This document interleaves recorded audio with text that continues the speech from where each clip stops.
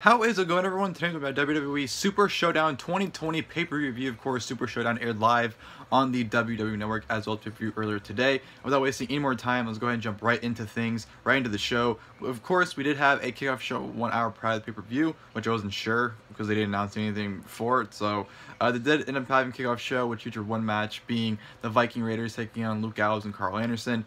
Nothing that we haven't seen from these two tag teams before. Very surprising. OC get the victory over the Viking Raiders. They end up pinning Ivar, get the 1-2-3, which I was very surprised by. So, I mean, decent match. Just nothing that we haven't seen from those two tag teams in previous encounters that they've had several hundreds of so far. So, yeah, just nothing new, but, you know, nothing really worth going away to see. Then we go to the main show, which opened up with the Gauntlet match for the Tuwaiq Trophy, which started off with R-Truth taking on Bobby Lashley. I figured that this would have been a quick, easy win for Lashley, but no, it was actually a competitive match back and forth, and long and behold, R-Truth pinned Bobby Lashley to eliminate him to advance to the next match. So Bobby Lashley gets eliminated after he went for a spear, ran to the post, R-Truth rolled him up, pinned Bobby Lashley, eliminated him that way. Lashley is pissed off, he beats down R-Truth, spears him, beats him down. So, yeah. Next is Andrade. So obviously you'd think with Bobby Lashley beating up R-Truth the way he did, that'd be an easy, quick victory for Andrade. No, it was anything but that. Andrade decides to work on R-Truth, working on his arm, working on his limbs, doing everything but immediately just beating him. He wants to, I guess, tear him down to shreds, but guess what? It backfires. He goes for his spinning elbow, but R-Truth and him end up colliding heads, and they both fall, but R-Truth lands on top of him for a pin. So R-Truth pinned Andrade just like that. So yeah, another competitive match. It wasn't quickly either. They had a good at least 5-minute exchange between the two of them. So I don't know. I don't know what the booking is going on so far with this, but it is what it is. Next is Erick Rowan. He comes out. He faces Truth for a little bit before he gets DQ'd by using the steel steps. Beats down R-Truth, so he's DQ'd and eliminated. And then AJ Styles comes out. AJ Styles makes quick work of R-Truth and makes him submit to the calf crusher. So AJ Styles and Rey Mysterio will be the final little match of the Gauntlet match to decide the winner, obviously. But backstage, it is shown that Rey Mysterio was beaten up by Anderson and Gallows. You know, AJ's kind of playing the, oh, don't know, count him out so I can win. But as the referee's doing that, camera goes backstage. It shows that Anderson and Gallows were now beaten up.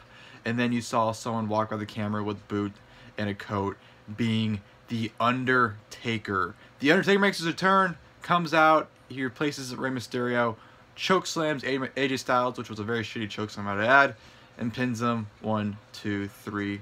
So the Undertaker is your Tuwaiq Trophy winner. I'm not kidding. He won it. So obviously this will set up AJ Styles, the Undertaker at WrestleMania. That was rumored. I don't know. I just thought this whole setup was kind of lame the way it did it. Taker winning it was just absolutely hilarious to me. But yeah, the whole thing was stupid. Hated the way it's structured, especially with R-Truth. You know, they booked R-Truth better in this match than they booked most of the world champions, which is absolutely pathetic if you ask me. But yeah, did like the way this match is structured. Complete waste of time, and you had someone that wasn't supposed to be in the match win it. Typical WWE Saudi Arabia tournament fashion, where you have someone that wasn't in the tournament win it. So yeah, just a whole big waste of time. Then we go to the SmackDown Tag Team Championship match. The New Day, of course, defending against Miz John Morrison. Match tonight, if you ask me, it was definitely the match I'm the most fun with. You know, Miz and Morrison bringing back their old tag team tactics. Really popped me and gave me a huge nostalgia feeling. So that was great. New Day did pretty well. Kofi took an insane bump where he did a trust fall on the outside and just ate absolute shit and just fucking just ate to the ground, which looked very, very painful.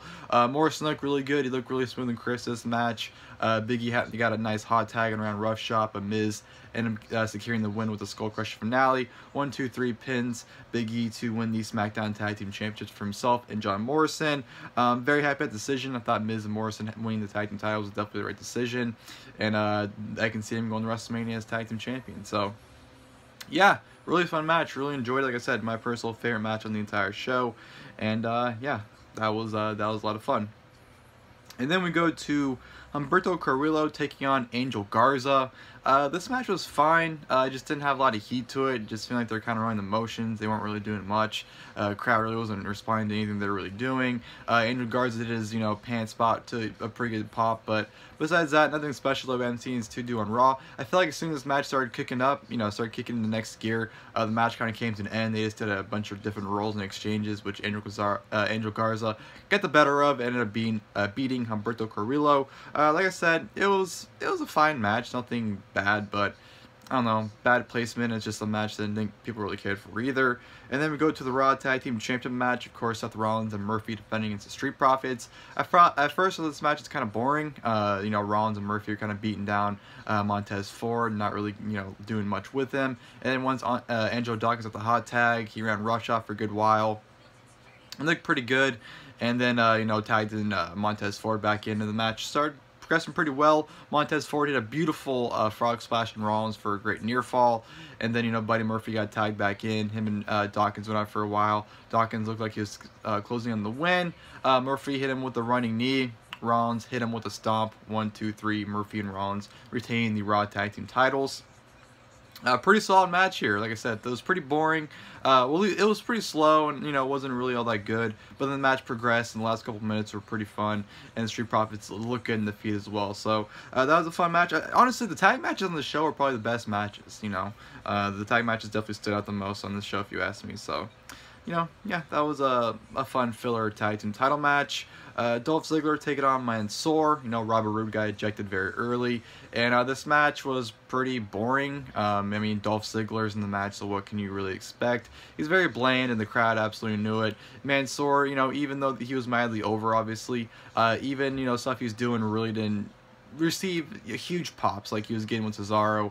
Ziggler kind of just brought the whole mood down, and just people didn't really care. Of course, the finish got a huge pop because that's when Mansoor started having his comeback on Ziggler, ended up hitting a moonsault for the victory to defeat Ziggler. So yeah, it was decent. It was not a good match by any means. Definitely doesn't compare to Cesaro match in Crown Jewel, where Cesaro made him look like an absolute star.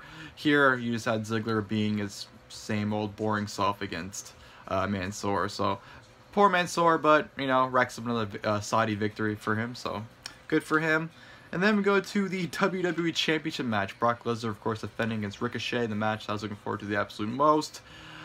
Ricochet charges Brock Lesnar. Lesnar hits him with some German suplexes, lifts him up for an F5. 1, 2, 3. That's the match. I could say I'm disappointed, but at the same time, I'm not surprised. I guess I'm just a little let down because, they had the chance. They could have easily gave him a competitive 8-7 minute match, but WWE chose to go the route where they have Lesnar kill him. So it was something that was expected, but I was just hoping WWE wouldn't go that route. So I can't be too mad at it, but it just sucks. So yeah, the match I was looking forward to the absolute most ended up being about 1 minute and 30 seconds. So yeah, thanks WWE, appreciate that one. Steel cage match. Baron Corbin, or King Corbin, taking on Roman Reigns to finally, hopefully, end their terrible feud. Their series of matches have to be one of, if not the worst series of matches I've ever seen any two have in a feud. Just every match seems to get more boring and boring and boring. That's pretty much just the guy here. A lot of holds, not a whole lot of anything going on. Corbin using the chain, and then eventually Reigns got it, hit a Superman punch on Corbin and pinned him after a Superman punch with the steel chain. So yeah, Roman Reigns gets a victory. Very boring match. What can you expect from those two at this point? The SmackDown Women's Championship, Bayley defending against Naomi. It was about as fine as it can go. I know there's some restriction with the women still in terms of them competing, so they couldn't obviously go all out. So there was a lot of holds and a lot of chain wrestling. There were some strikes, there were some kicks and whatnot. And obviously the finish was Bayley's, head drivers. But, I think they did the best they possibly could have done. It revolves around that. Bayley got a Bayley to belly, and then, Naomi kicked out of it. Naomi went for the split-legged moonsault, but then Bayley ended up getting out of the way. Ended up, tying her foot into her shirt. That way she can lock in the head driver, and then 1, 2, 3 defeat Naomi to retain the SmackDown Women's Championship. So, yeah, like I said, due to kind of the restrictions they had to face with, they did about as well as they could have done. So, can't get too mad over it, but yeah, that was what it was. And then we go to the main event, which was for the Universal Championship. The Fiend, Bray Wyatt, defending against Goldberg. This match just made me laugh. The bell rings. Goldberg hits a spear immediately. 2 count. Fiend locks in the mandible claw. Goldberg fights out of it. Hits not 1, not 2, but 3 more spears. Goes for the pin. Fiend kicks out. Mandible claw. Goldberg fights out of it. Hits a jackhammer, which looked like a fucking regular suplex. So hits a terrible jackhammer and pins the Fiend 1, 2, 3 just like that to win the Universal Championship.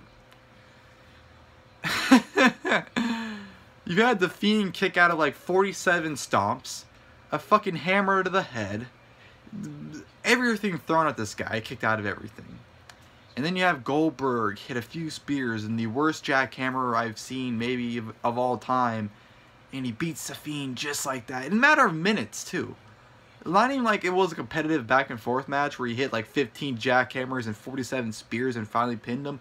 No, it took a few spears and one very shitty jackhammer to put the Fiend away. And honestly, it's just hilarious. I laughed it off. I thought it was hilarious. And obviously, Goldberg's going to WrestleMania as Universal Champion, which I'm fine with. If he faces Roman Reigns, that match is 10 times more interesting than Roman Reigns versus The Fiend. So, I don't mind it. I think it's a better decision, if you ask me, than if The Fiend was still Universal Champion. So, I'm not mad. Of course, afterwards, The Fiend got up and was like, no, no, no. And then the lights went off, and then The Fiend disappeared, and Goldberg continued his celebration. So, that was Super Showdown. Overall, I gotta say, it was a throwaway, terrible pay-per-view. Probably the worst Saudi show so far. I feel like they keep getting worse each time they happen, and this was another example of it. You know, you got a lot of garbage matches. The only match I really liked was the SmackDown Tag Team title match. Besides that, I really didn't care for anything else. Lesnar and Ricochet was upsetting, or disappointing at least, which, I mean, it wasn't disappointing, but it was more upsetting because, like, they could have done more, but they chose not to, so wasn't that upset, but, you know, it's just like, oh, they could have. And the main event to me was just laughable. That's all I can say about that, really. So, but like I said, makes WrestleMania more interesting. Way more interested to see Roman Reigns probably versus Goldberg rather than The Fiend versus Roman Reigns. So I don't mind that change. Or maybe Goldberg versus John Cena. Who the fuck knows what they're gonna do exactly? But yeah, garbage show. Definitely would not recommend checking it out. Just another throwaway pay-per-view that WWE and no needs to acknowledge again, honestly. So hopefully they go with that route. But yeah, hope you guys enjoyed the video. If you guys did, please feel free to leave a like below. And of course, the next time, I'll see you guys later. Thank you guys for watching the video.